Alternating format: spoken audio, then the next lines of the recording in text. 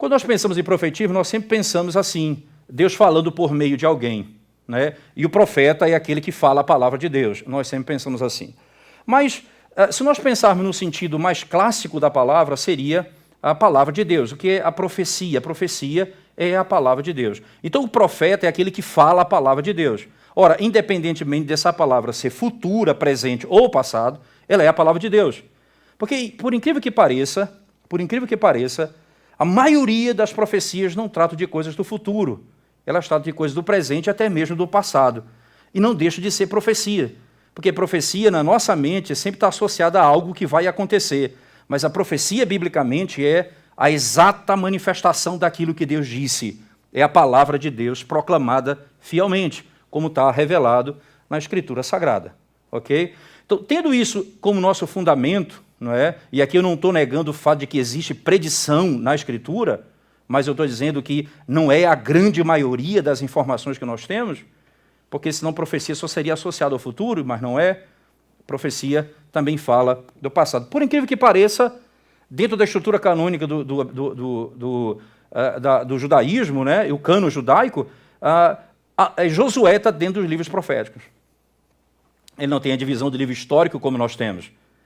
Isso aponta para o fato que profecia não é só aquilo que registra o futuro, mas é que registra a palavra de Deus fielmente e fala a palavra de Deus fielmente. Certo? Isso é um ponto importante a entender. Partindo desse princípio, nós podemos então pensar que a origem do profetismo ela está no próprio Deus.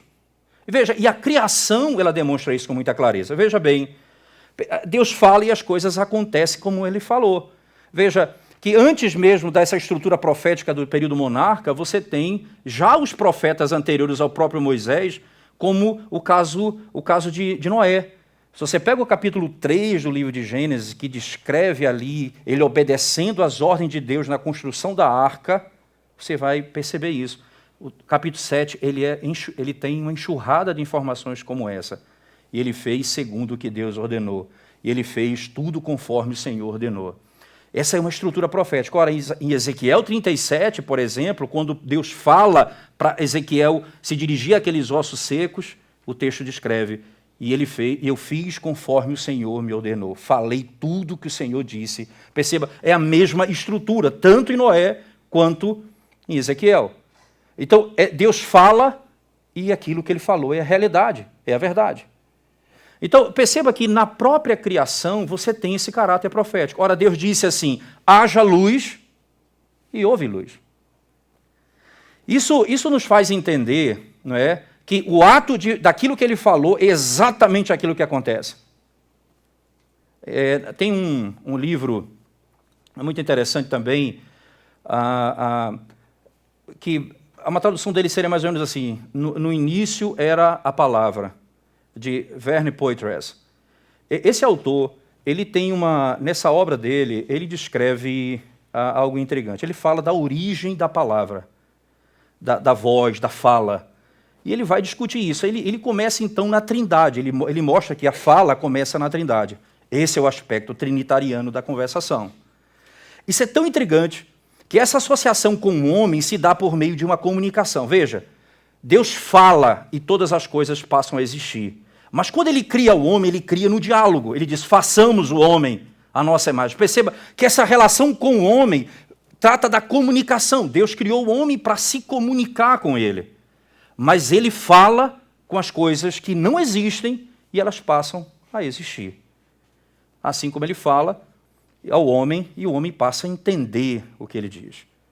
Ora, então Poitras, nesse livro, ele vai discorrer, ele vai usar um material do John Frame que estabelece esses 3 pontos aqui que você está vendo na tela, que eu vou passar agora, que é esse princípio: significado, controle e presença. Esse é o conceito da linguagem. Perceba, no texto de Gênesis, no capítulo 1, verso 3, diz: disse Deus, haja luz e houve luz. Perceba qual o significado. A luz é especificada como luz. Perceba, ele não diz haja luz e nasceu uma pedra. Haja luz e nasceu uma árvore. Perceba que aquilo que ele diz tem significado. Semanticamente tem significado. Então, o que ele fala é compreendido. Até o nada traz ouve aquilo que ele diz. Porque ele fala e aquilo que ele fala tem significado. Então, não está solto o significado, depende dele. E aí esse conceito dos atributos de Deus fala acerca dessa comunicação. Veja, ele é onisciente, ele conhece todas as coisas, ele tem controle sobre todas as coisas. Ele fala e aquilo que ele fala é a verdade. O texto diz, a luz é especificada como luz. Mas não apenas isso, ele tem um controle. Veja, ele não tem só significado, tem também um controle. Qual o controle? Ele é onipotente. A ordem de Deus traz à existência a luz. Veja, aquilo que ele ordena é aquilo que acontece. A sua onipotência faz com que a sua palavra seja aquilo que ele disse. O controle faz com que aquilo que ele disse tenha significado. A onipotência fala, o significado mostra que o que ele diz tem significado, e o controle mostra que aquilo que ele diz acontece. Exatamente aquilo que ele diz. Mas não apenas isso, revela a presença dele. Em que sentido revela a presença dele? Esse é o aspecto da onipresença. Deus mostra a sua pureza, bondade e poder na luz. Quando ele cria, revela quem ele é. Por exemplo, a Escritura diz que a criação declara a glória de Deus. Perceba, não que Deus está na criação ou é a criação, mas ela fala dele. Esse é um princípio interessante. Tudo veio por ele. Tudo é dele, procede dele, é por meio dele e volta para ele. Esse é um princípio da própria comunicação. Ele fala por meio, e o que ele fala revela ele.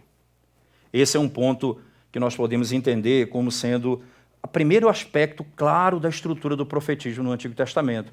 A própria criação revela como vai ser a comunicação divina. O que ele fala é exatamente aquilo que acontece.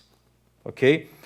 E nesse princípio, nós podemos ver que os profetas eles vão fazer uso da criação dentro da sua profecia.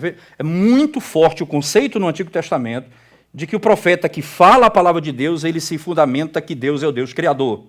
Por exemplo, em Amós, que é um dos profetas menores, que nós vamos trabalhar, no verso 13, diz assim, porque é ele quem forma os montes e cria o vento e declara ao homem qual é o seu pensamento e faz da manhã trevas e pisa os altos da terra. Senhor, Deus dos exércitos, é o seu nome. Veja, o profeta ele faz menção ao fato de Deus ser o Criador. Ora, o fato dele criar, e isso então traz esse conceito, significado, controle e presença, o fato dele ser o Criador, é exatamente o fundamento pelo qual ele está dizendo aquilo que ele passa a dizer.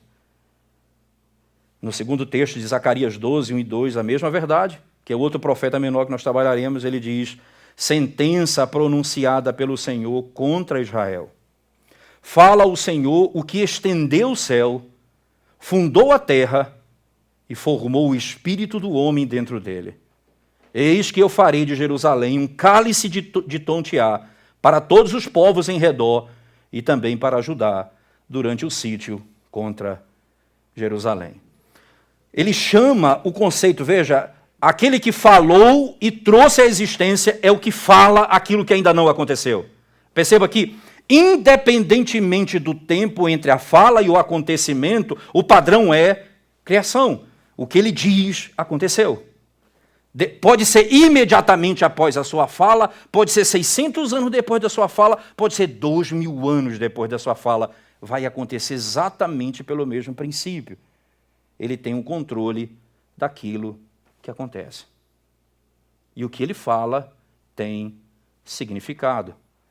E o que acontece revela a sua glória.